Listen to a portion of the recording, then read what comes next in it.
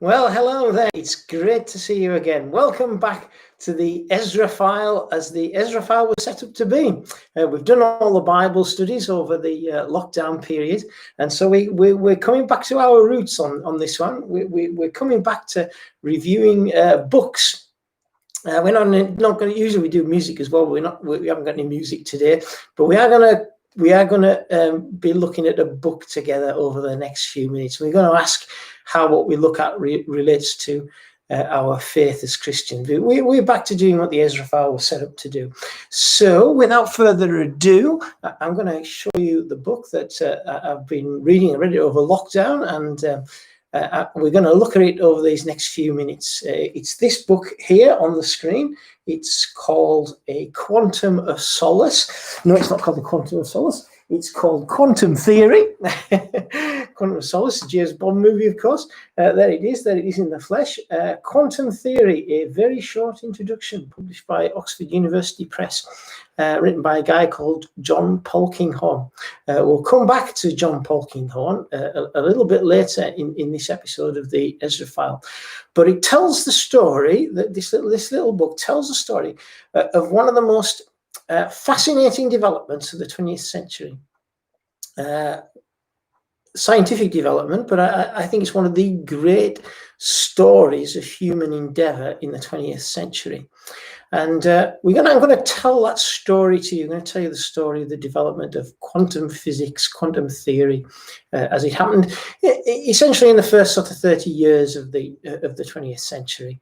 And we're going to look at that together, and then we're going to just reflect on things a little bit. What does all this have to say to us as Christians? How does our faith relate to all of this? Quantum physics, quantum mechanics, it's the kind of thing that, gets on TV programs, documentaries. I dare say the likes of Netflix and Amazon do things, and quantum mechanics comes up, and it's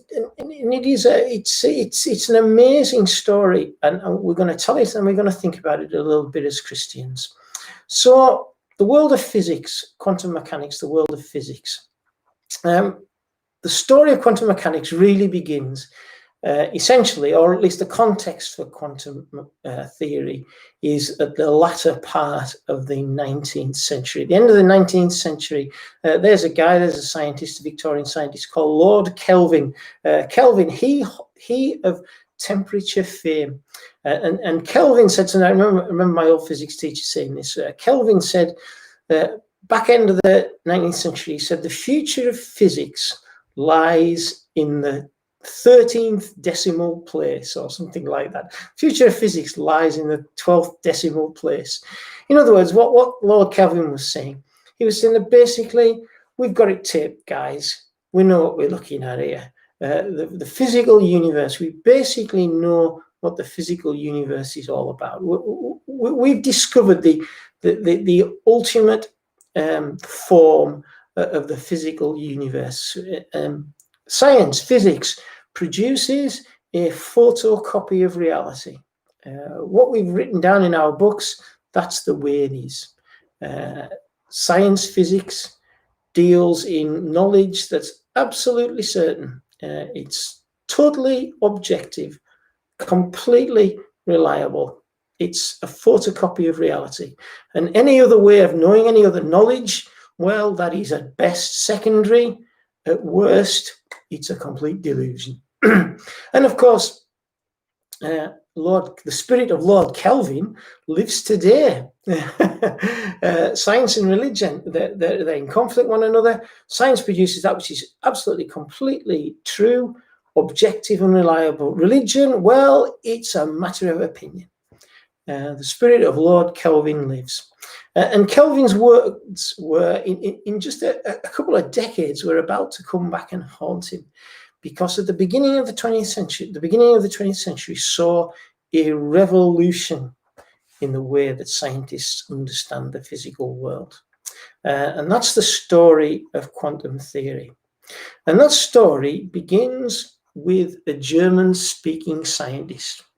He's called Max Planck. Max Planck, he began to investigate a phenomenon known as black body radiation. Now, you don't have to know what black body radiation is to appreciate what Max Planck was doing. But that's what his area of study was, and he it's a bit of a niche area of study, to be honest. But anyway, that's what he was doing, and he did his experiments, and his experiments yielded results that he just wasn't expecting. The world of classical physics, the world of the physics of Lord Kelvin, just couldn't provide the answers. And he scratched his head about this, did Max Planck. He thought, what's going on here in this black body radiation? And what he came by was that if you look at how the energy was being emitted from the black body in question, classical physics says the energy should be emitted on a spectrum, a continuity of wavelengths, a continuity of different frequencies. But his results didn't fit the theory. And so what Planck said instead was, instead of it being energy being emitted as kind of a spectrum, energy was emitted in tiny little particles, like a little tea bag, tiny little packets. And he called these tiny little packets, he called them quanta. The single is quantum, quantum single, quanta plural. These tiny little packets, and he called them quanta. And he said, the energy from the black body is emitted in these tiny little discrete tea bag-like things called quanta. And he came up with an equation to describe the quanta that he saw, and his equation, E equals HF. Well, E is the energy of the little tea bag. E is the energy of the quantum. F is the frequency of the radiation that he observed. And he put a constant to relate them together. And he called that H. H is the Planck constant. And he said, that's how to explain it. E equals to HF. The energy being emitted is proportional to the wavelength of the radiation that he measured. E equals HF. That was Planck's equation, and that seemed to explain what was going on with black body radiation. So far, so niche. This Planck's work did not set the world alight, because black body radiation was an interesting sideline, but sideline it was. An interesting anomaly, but anomaly it was. Until another German-speaking scientist came along. A few years, just a handful of years after Planck, another German-speaking scientist. You don't have to speak German to be a quantum physicist, but it might help, I think. But anyway, the scientist in question was none other than Albert Einstein. Albert Einstein began a series of experiments called the photoelectric effect, Einstein's photoelectric effect. And he was looking at light. And Einstein came to exactly the same conclusion that Planck came to. That light, classical physics saw light as the visible light as a spectrum of wavelengths, a continuous spectrum. But in his experiments, his experimental results were best explained by Planck's tiny little quanta, Planck's tiny little tea bag shaped pieces of energy. And Einstein said light exists as quanta, quantum theory of light. And he called the quanta of light, he called them photons. Light is made up of tiny little packages, photons, and he agreed with Planck's equation E equals HF, that the frequency of the light in question was proportional to the energy of the quantum packet. And he affirmed Planck's constant. Wow. Now we are getting mainstream. If someone like Einstein says something like light exists as quanta, then the foundations of Lord Kelvin's world are beginning to crumble. What was once thought to be simply a kind of simple wave, now it exists in tiny little packets.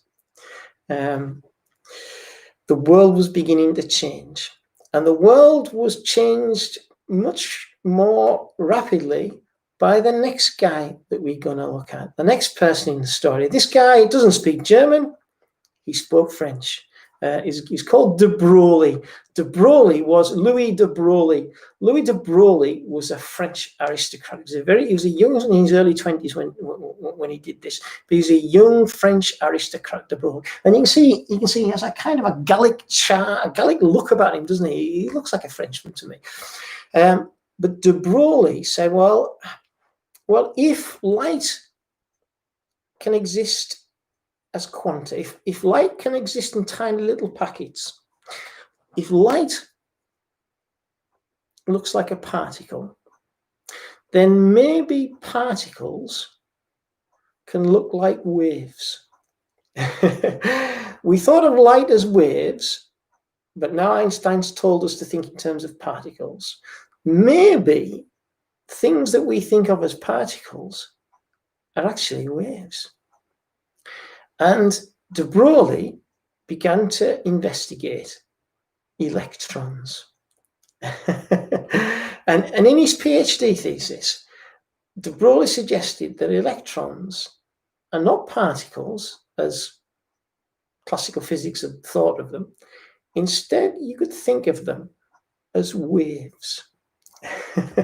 And surprise, surprise, de Broglie produced an equation to relate the particle-like character of an electron with a wave-like character of an electron. And there you can see it. That's de Broglie's equation here. Lambda, which is wavelength, equals h, Planck constant, divided by mv. Mv is momentum. So wavelength is Planck constant divided by momentum.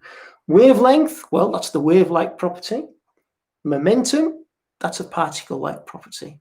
And they're related by, well, the Planck constant. The Planck constant strikes again.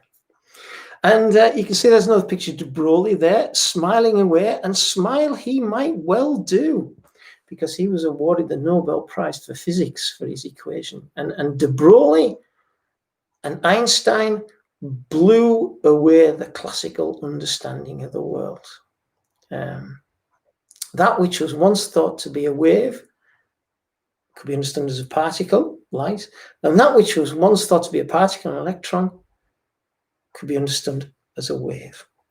Einstein and de Broglie were converging on what's called the wave-particle duality, that matter at its most fundamental level is a duality, is a paradox. It's a paradox of a particle and a wave. And the wave-particle duality was given definitive experimental demonstration by what's called the double-split experiment. The double-split experiment in physics. What's going on here? Well, if you start over this side, that's an electron gun. It fires electrons one at a time, like a particle, like this stone. Fires electrons one at a time. And they hit, first of all, a thin piece of film with two vertical slits, two tiny vertical splits on them.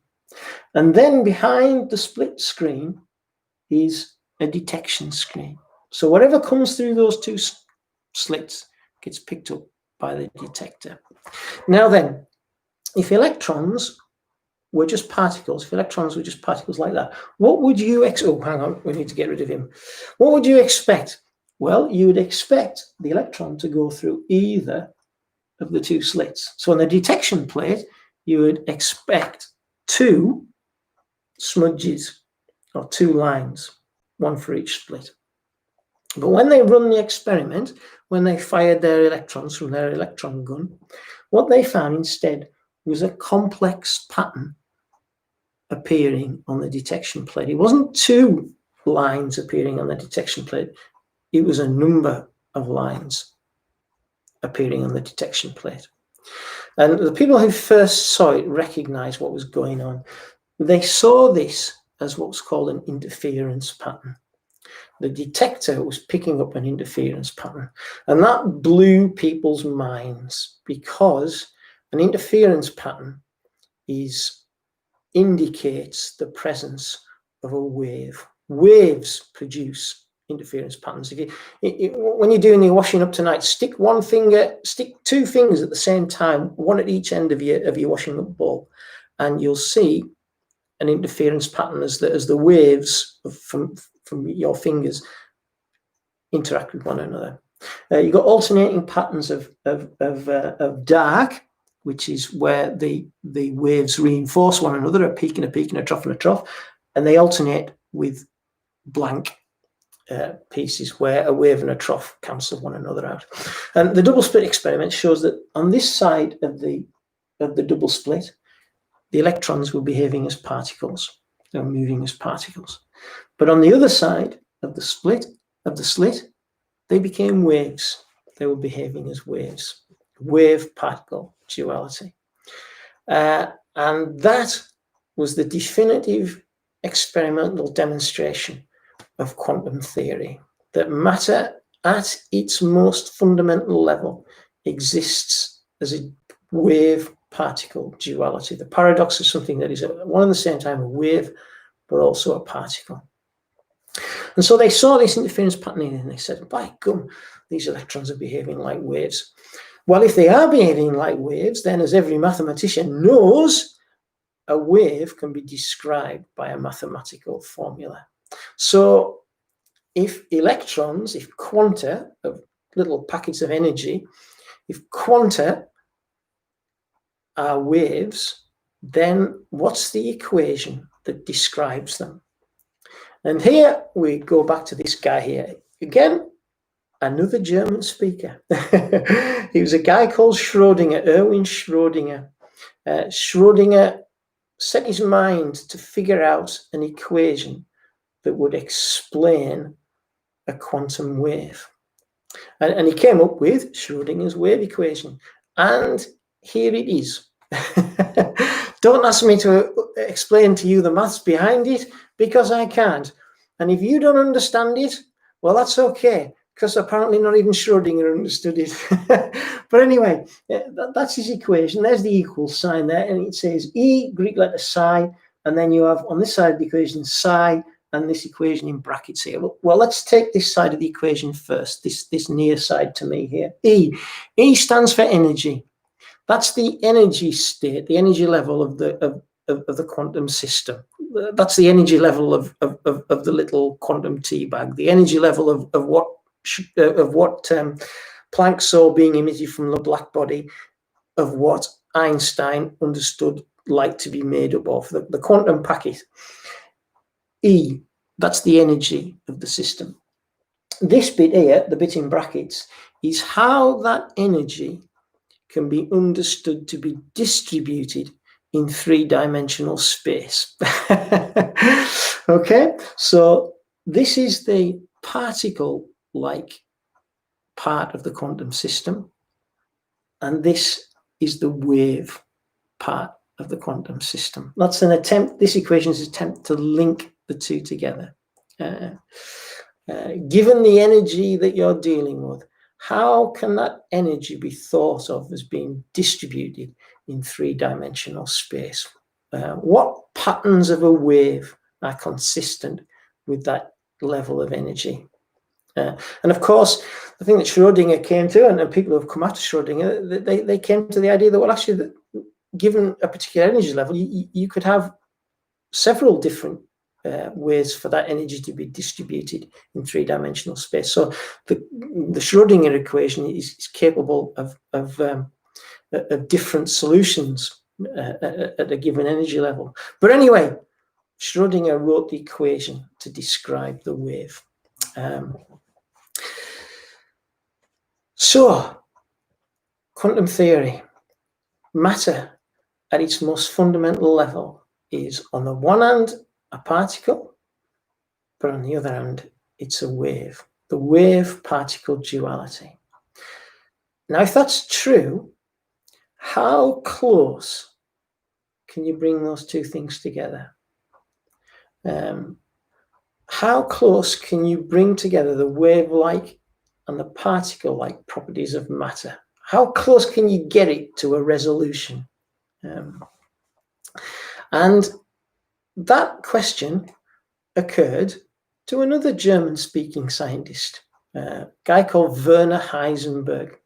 Werner Heisenberg set himself to say, look, if this is the paradox that we are dealing with, if we can't go any further than this, how close can we get it? How much of a resolution of the paradox can we come to? And Heisenberg developed what's been called Heisenberg's uncertainty principle. And surprise, surprise, he wrote an equation to describe it. Here's the equation. This is Heisenberg's uncertainty principle. Delta x and delta rho, that looks like P, it's the Greek letter rho. Delta x and delta rho. Delta x is the uncertainty of positions. That's the particle-like bit of matter. Delta rho is the uncertainty of momentum. That's the other bit. That's the wavelength bit, actually. And how close can you bring them together? And Schrdinger said that you can bring them as far as h over 4 pi. H, Planck's constant, again, keeps popping up. And he said, beyond h over 4 pi, you cannot go. Heisenberg's uncertainty principle, it's actually incredible. I still don't think the implications of Heisenberg's uncertainty principle have been thought through. Perhaps they've been thought through by physicists. I'm not a physicist, so I can't say that. But I certainly don't think they've been properly thought through in the world of ideas. They haven't been properly thought through in the kind of popular debates that you hear about things on television. Basically, what Heisenberg's uncertainty principle is saying is that every measurement that a scientist takes of the physical world has a built-in uncertainty. It's a built-in uncertainty of h over 4 pi. It's a very small amount, but it's there in every measurement that the scientist makes of the physical world. When you go into a library and you look at the science shelves and you look at the physics books and the maths books and the chemistry, whatever, you look at those books, and each one of those books has within it a certain level of uncertainty.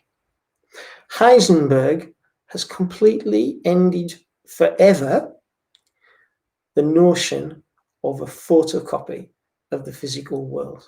Science does not any longer deal with a photocopy of reality. Lord Kelvin thought that he did, but quantum theory and Heisenberg's uncertainty principle tells us that we don't. What we once thought we knew for pretty much certain is now forever clouded in a degree of uncertainty.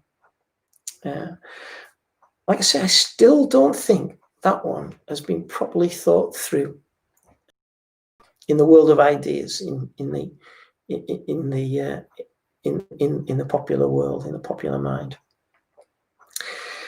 But it does need thinking through, especially in the relationship between science and religion, or science and theology, between science and faith. Go back to Lord Kelvin. Kelvin's quote has been picked up by some people to say, well, science tells you how it is, religion is just a matter of opinion. No. It is much more complicated than that. As I have read Polkinghorne's book, I recognized a number of similarities between the task of the physical scientist and the task of the theologian. They walk very similar paths. And here you can see I've put some up for you. On the one hand, let's look at physics. Quantum theory has shown us that nature is veiled. That's Polkinghorne's phrase. He uses that phrase, that nature is veiled. The wave-particle paradox veils the ultimate form of nature. We cannot know what lies beyond the wave-particle duality. The physical world is veiled. Well, in theology, God is veiled. God is veiled. The famous story of Moses in the book of Exodus, he says to God, I want to see you face to face. I want to look at you face to face. Exodus 33, verse 18. Then Moses said, now show me your glory. And the Lord said, I will cause all my goodness to pass in front of you. I will proclaim my name, the Lord, in your presence, and I will have mercy on whom I will have mercy, and compassion on whom I will have compassion. But he said, you cannot see my face, for no one may see me and live. Then the Lord said, there is a place near me where you may stand on a rock. When my glory passes by, I will put you in the cleft of the rock and cover you with my hand until I have passed by. Then I will remove my hand and you will see my back, but my face must not be seen. God is veiled. He veils himself for us. There is the physicists can know a lot of things that are true and right about the physical world, but the wave particle duality, Heisenberg's uncertainty principle, tells him that ultimate physical reality is veiled from him. And Moses here has to come, and the theologian, we as Christians we are dealing with a God who is ultimately veiled from us. You cannot see his face and live. So there's one similarity. Another similarity between the world of quantum physics and theology is the scientist has not lost faith in the intelligibility of nature. Yes, there is the paradox. Yes, there is the uncertainty principle. But does that mean that the scientist gives up on his tasks? I mean, he shrugs his shoulders and says, well, nothing we can do here, mate, let's go on. No, the scientist is driven by a faith in the intelligibility of nature. Even quantum theory is part of that intelligibility, despite its limits, its limitations. The scientist is driven by his faith in the intelligibility of nature. And it's the same in theology, the same in religion, it's the same in faith. As Christians, we are motivated, or I trust we are motivated by our faith in the knowability of God. God can be known. Can't know everything about him. Not even Moses can know everything about him. But we can know something about him. We might not be able to see his face, but we can see his back. Quantum theory, yes, it's veiled. It speaks to us of a veiled physical universe. But quantum theory is also revelatory. Quantum theory reveals truth to us. It reveals the truth about the physical universe to us. It reveals truth. As Polkinghorne points out in his book, quantum theory explains an awful lot. It explains, one thing it explains is why the atom is the way that it is. If you've learned at school, the typical picture of an atom is there's the nucleus at the center and electrons which go around the outside. How does that work? Why is that like that? Because you might expect the positive charge of the nucleus to attract the negative charge of the electrons and they all collide into the nucleus. But they don't. They stay suspended in orbit around the nucleus. Well, Polkinghorne points out how quantum theory explains the structure of the atom. Also, if you've ever done any chemistry in your time, you will know that there is the periodic table. Why does the periodic table take that shape? Why are the elements distributed the way they're distributed? Well, quantum theory can explain that for you. It is revelatory. Quantum theory, despite its veiledness, despite its uncertainty, it is revelatory of the physical world. And it's the same in theology.